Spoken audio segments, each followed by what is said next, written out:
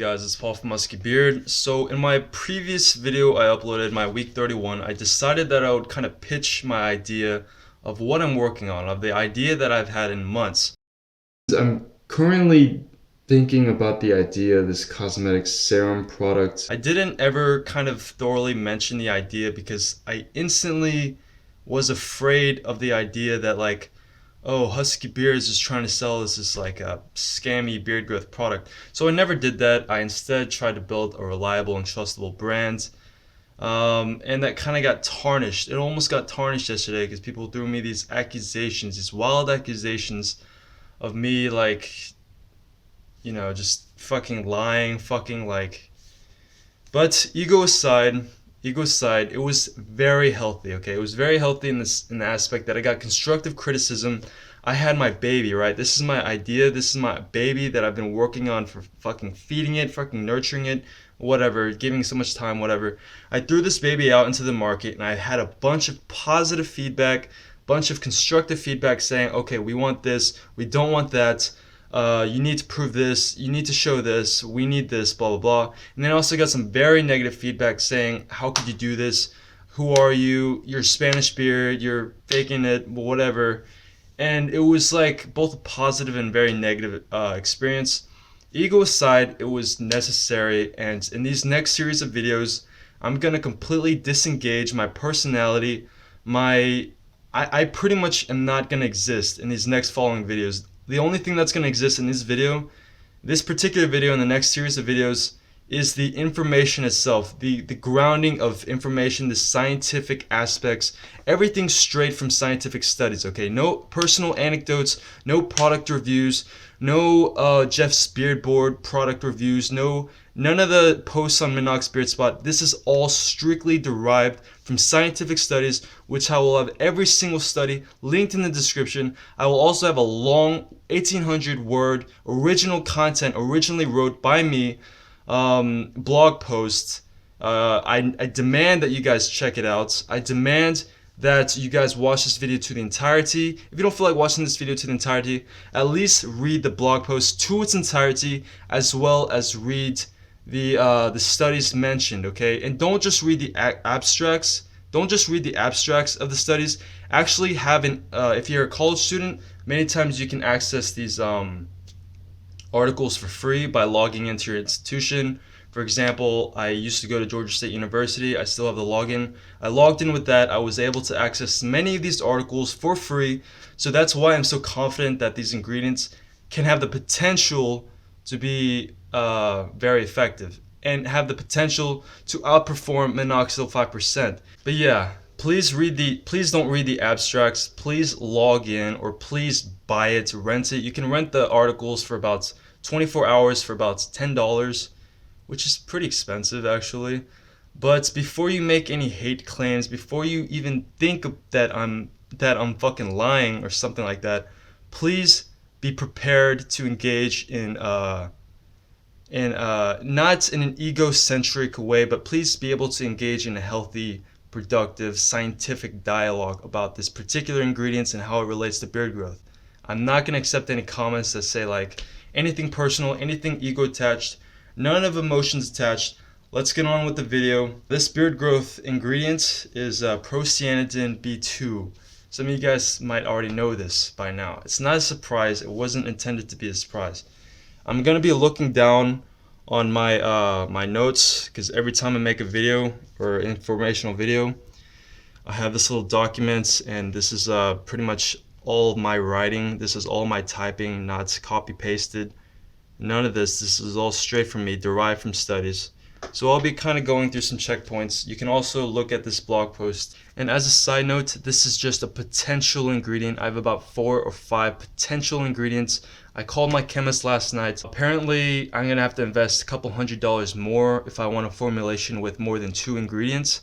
So either I have the route of just choosing 2 of the top ingredients, or I have a route of choosing 4 or 5 ingredients and putting them all in one formulation. That would be more expensive, but potentially be more effective. So it's kind of needs more funding.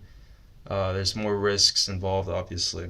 So Procyanidin B-2's effects and mechanisms of actions. Let's take a look at the expressions that it does, not just the clinical trials. Let's look at the expressions. So procyanidin, what is it, right? It's a subclass of flavonoids that are known to exert antioxidant and anti-inflammatory effects. Some of these effects include anti-cancer, fat loss, or stuff like that. I'm not here to talk about that. I'm not here to validate that claim.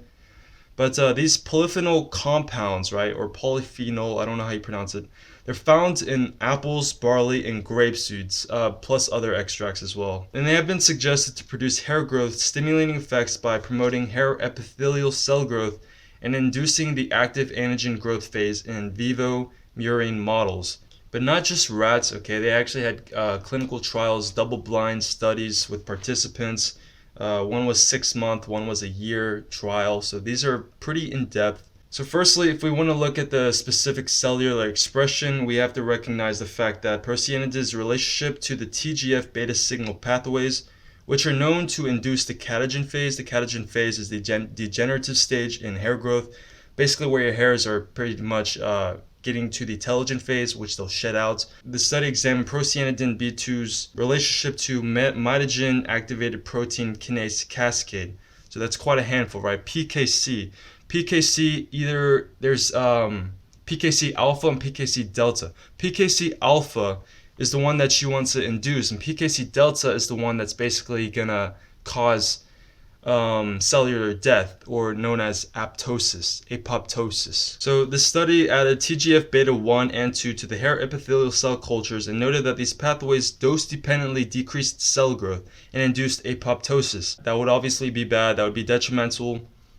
However, the addition of procyanidin to these hair cellular cultures neutralized these growth inhibiting effects and protected the hair cells from apoptosis. Now, 2 more studies evaluated the induction of hair growth by the protein kinase C, which is PKC like I said. And another study noted that procyanidin, along with other polyphenols or proanthocyanidins, they noted that these polyphenol compounds stimulate anagen induction by selectively inhibiting these PKC delta proteins. So if you inhibit this, and if you promote the PKC alpha, then you can have substantial hair growth effects. Another study also looked at the effects of grapeseed procyanidins and their expression on protein kinase C and the proliferative cell nuclear antigen, PCNA. They found that through grapeseed procyanidins, grapeseed extracts, they're high in procyanidin B-2, PB2, but they're not as high as apple extracts. Apple extracts happen to have a very significant, the highest quantity of PB2, so that's why I'm sourcing my PB2 from apples rather than grapeseed extracts. But basically, the gist of the summary of this aspect of the mechanism of these cellular expressions is the fact that they have protective actions against catagen development.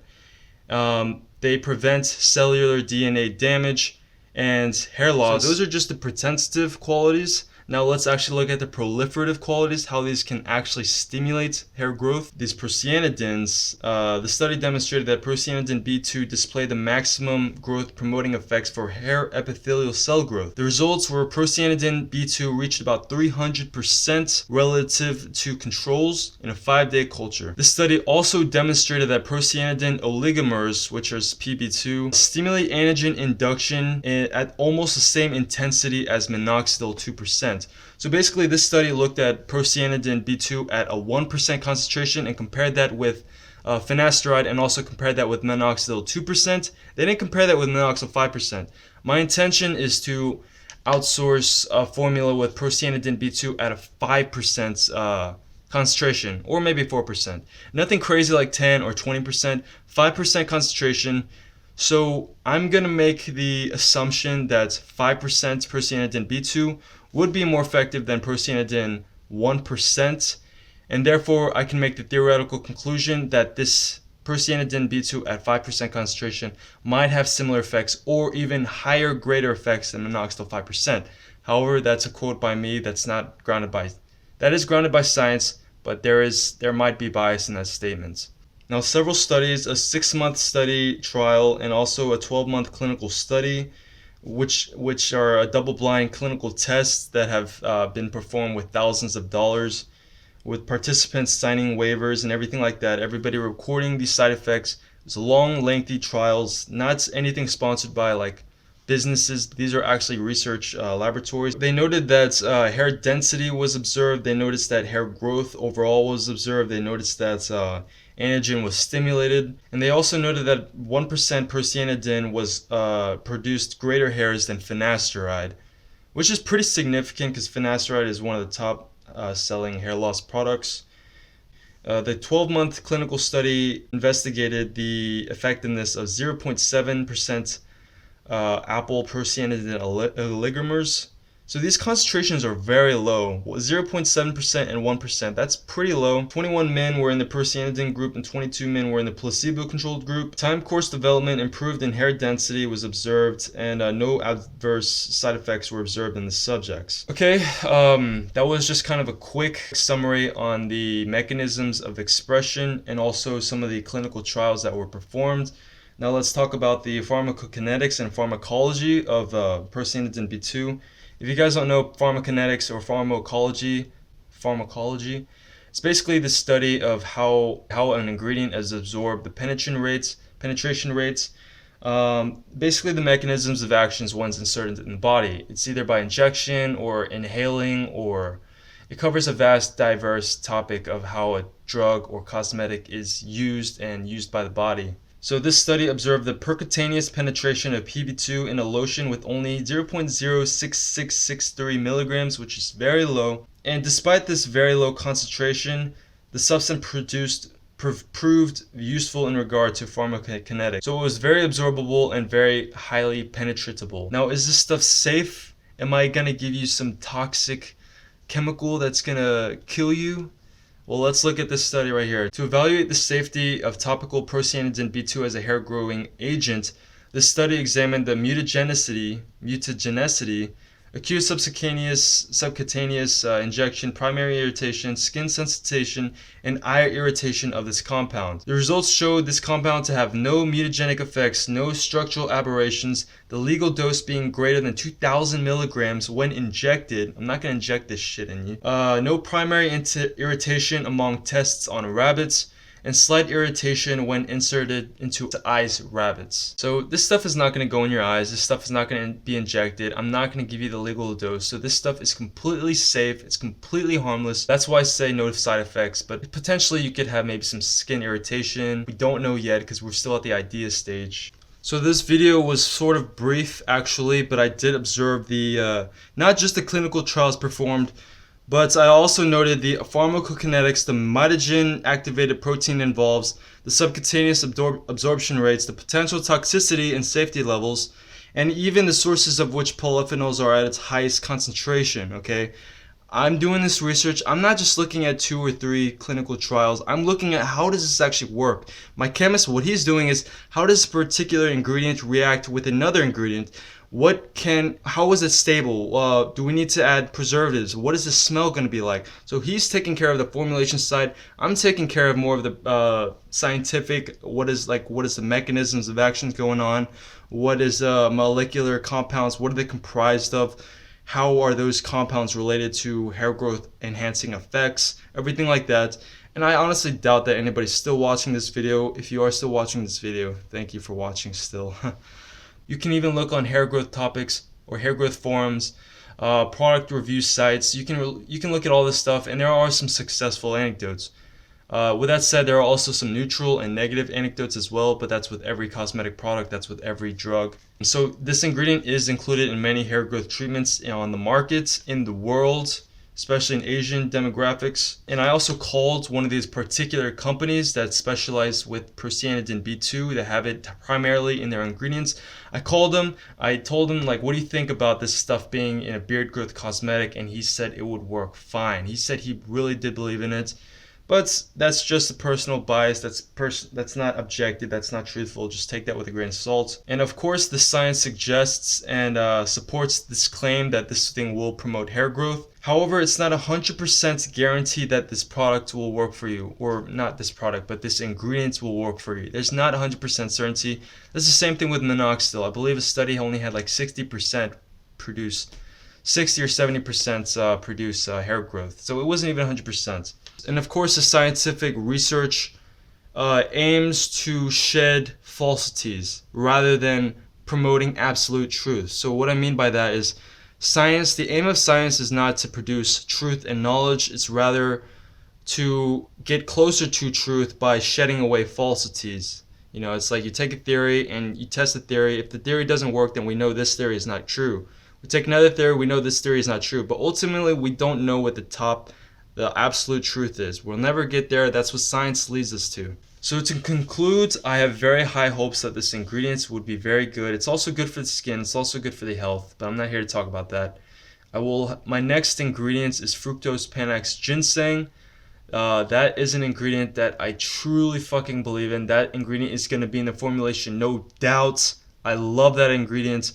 I will talk and I'll have a thorough video explanation and a blog post about this specific ingredient, how it's better than Radix Panax ginseng, how it has to be derived from the berry, not the root.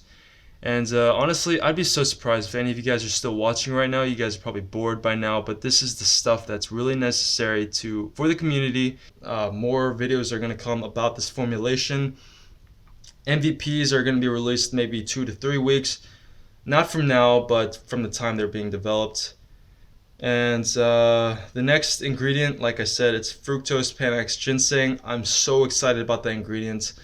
I've got to do a little bit more research on it, and I'm going to make another video very soon. So yeah, thank you guys for watching. If you guys are even watching, I'm probably talking to like 1 or 2 people outside right now. Thank you guys for watching. You guys have a good one. I'm exhausted right now.